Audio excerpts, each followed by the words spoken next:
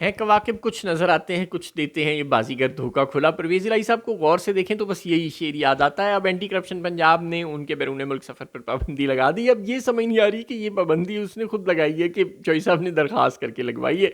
जब चौधरी साहब को ये लग रहा है कि अब हवाएं उनके ख़िलाफ़ चलना शुरू हो गई हैं और जो आवाज़ें ज़ैन कुरैशी को पढ़ रही हैं और घुमन साहब को पढ़ रही, ब्रिगेडियर घुमन साहब को पढ़ रही हैं, उसी किस्म की आवाज़ें चौधरी साहब को भी पढ़ने लग पड़ी हैं।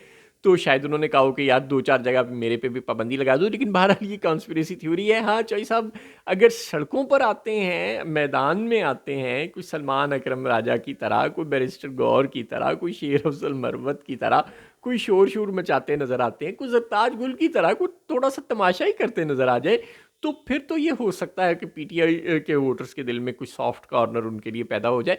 लेकिन इस तरह अगर कोई छोटी-मोटी पाबंदियाँ लग भी जाएँगी उन पर और वो फिर आखिरकार नीवे-नीवे होके निकल जाएँगे, मुनिस भाई के पास लंदन पहुँच जाएँगे, तो फिर शायद पीटीआई का वोटर कम से कम उनके लिए किसी मोहब्बत का इज़हार ना कर सके।